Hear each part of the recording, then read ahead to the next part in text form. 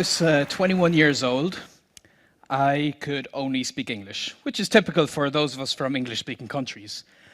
And I had many reasons why this was going to be the case for me for the rest of my life. And I was very confident of this because I had no natural talent, I had a very bad memory, I couldn't travel to the country yet, I was too old, I felt too old, and I was sure that I was going to frustrate the native speakers and embarrass myself.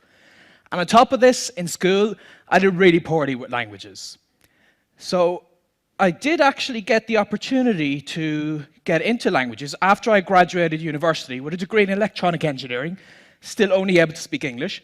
I moved to Spain, and I figured this is it. This is going to solve my problems living in the country. No. 6 months later of living in Spain, couldn't speak any Spanish. Now, a sensible person would have given up at this stage and gotten the point. I'm not very sensible, though.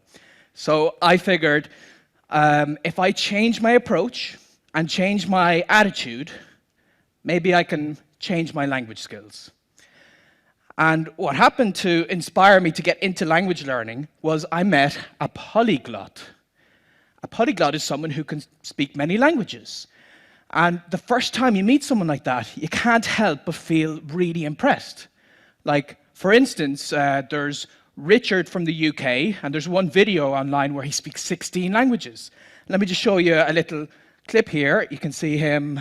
Je parle français et anglais avec ma fille. Speak French, Macedonian, Czech, and Catalan, which is pretty impressive. And we also have Luca from Italy. And here you can hear him speak in German and Portuguese. We also have Susanna, who goes through here her Italian and her Russian. And a very impressive video I saw once, this 16-year-old from America called Tim goes through 20 languages in one video. And in this part here, you can see him go through Wolof,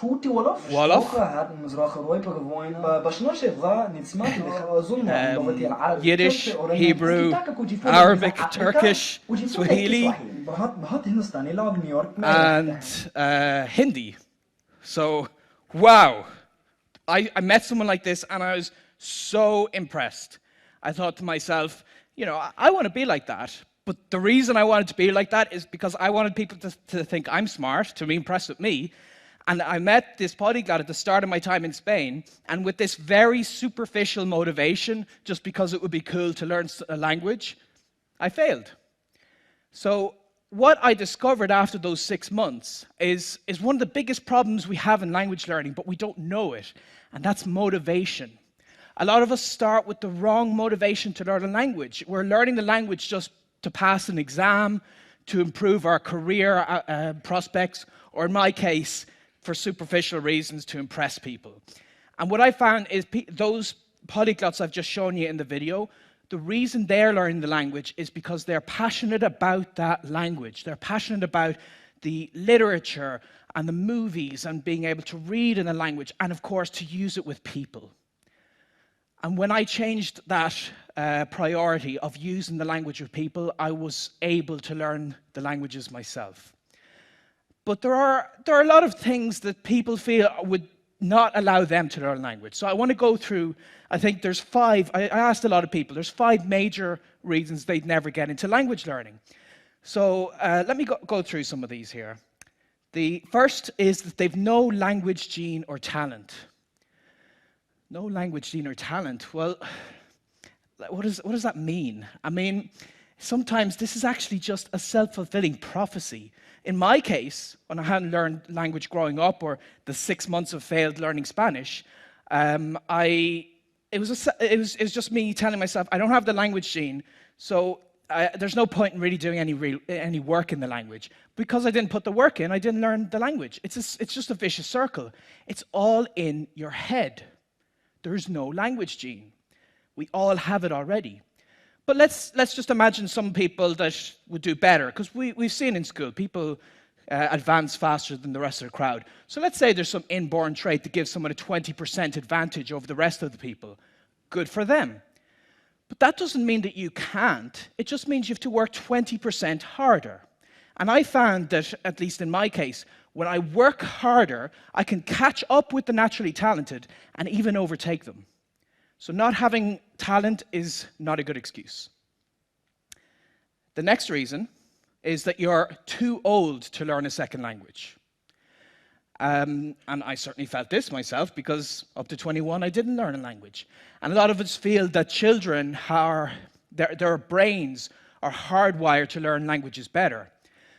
But is it really neurology at play here, or could it be the environment in which the child is learning the language? Well, a study at the University of Haifa in Israel actually found that under the right conditions, adults are better language learners than children. It sounds incredible, but it's about your environment, it's about your motivation, it's about the enthusiasm and encouragement you get from other people. And when you think of it, adults tend to be studying dusty old grammar books and doing boring exercises, whereas children are playing in the language, they're having fun in it. So I found that when I changed this to live through the language, not making it about studying the language, but living the language, then I was much more successful. So you're not too old to learn language. I've met people in their 60s starting to learn language and being successful with that. The next excuse people would have is that they can't travel to the country right now. Now, maybe 20 years ago, this would have been a valid excuse, but nowadays, the world is smaller than you think. Thanks to the internet, we can connect with native speakers from across the planet, and you'll see that in a lot of cases, they might want to learn your language, and then money isn't even an issue, because you teach them a little and they teach you a little. But even forgetting the internet for a moment, a lot of us live in cities or towns that are more international than what we think.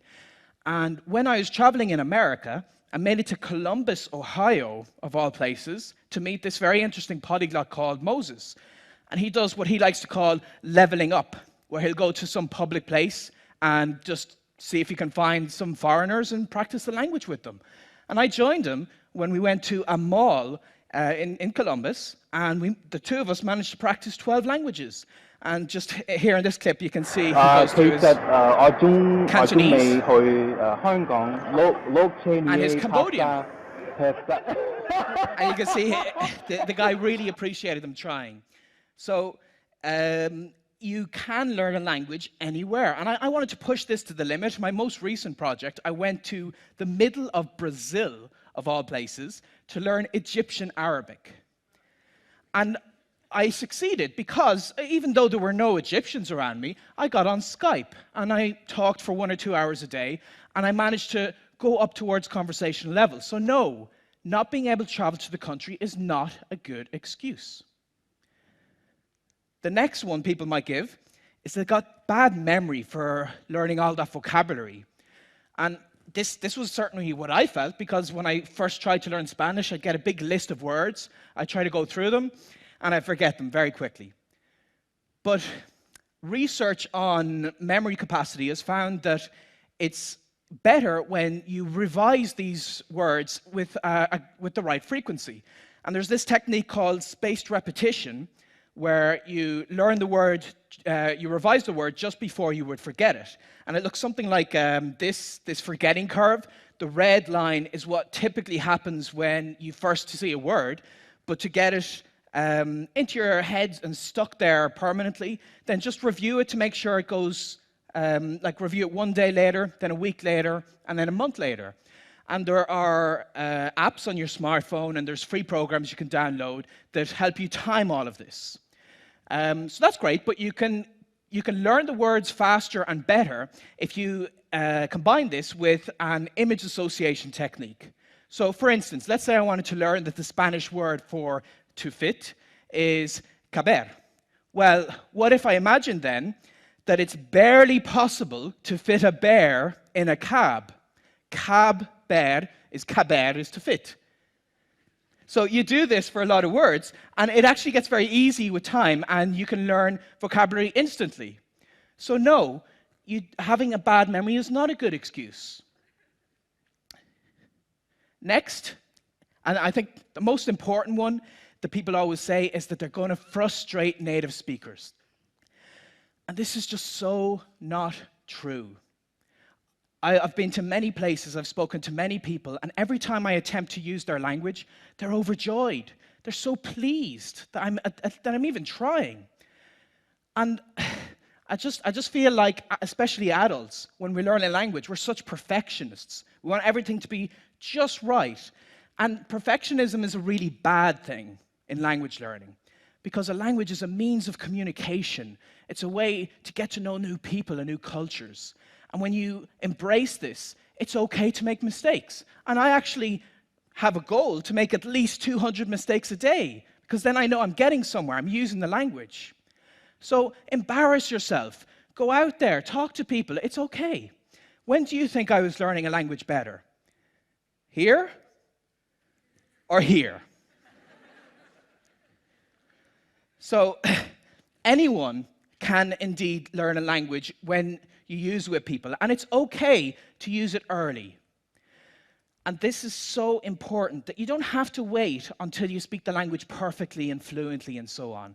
You can get into it sooner than you'd expect.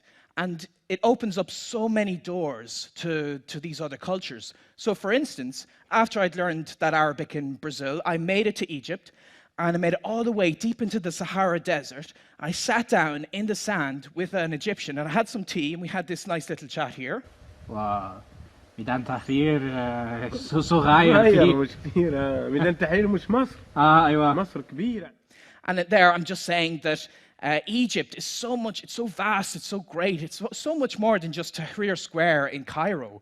And now when I was speaking with him, I used the wrong word here and there, and I conjugated the wrong verb every now and again, but that's okay, because even with this conversational level, I had this fascinating conversation with him. And I've done this with other cultures and other languages. I even managed to learn a little American Sign Language. And here you can see, Juliana had asked me, why didn't I learn Irish Sign Language? And I said, because when I'm in Ireland, I like to improve my Irish or my Gaeilge, which I can then speak here. Maar dúirt me tá mé taiste le Gemlín anús. So that was me on Irish radio saying about my travels and whatever. And I learned Irish for 10 years in school, and I wasn't able to say the most basic phrases after that. But as an adult, I went back to Ireland and I embraced using the language as a beginner. And that helped me to reach this stage. And it's okay to be a beginner, it's okay to be conversational. But when you take this on, you take it to the next level, then you can reach very well. I mean, I've got very good level in French, Spanish, a couple of languages. I've worked as a professional translator, and like here I'm having a quick Parfois, chat j'ai in French. passé 1 heure pour trouver une traduction. Ah oui, bien sûr. And that's great. That's what everybody thinks of when they're getting into language learning. They think, that's what I want to be. I want to be at this very high professional level, have deep philosophical conversations.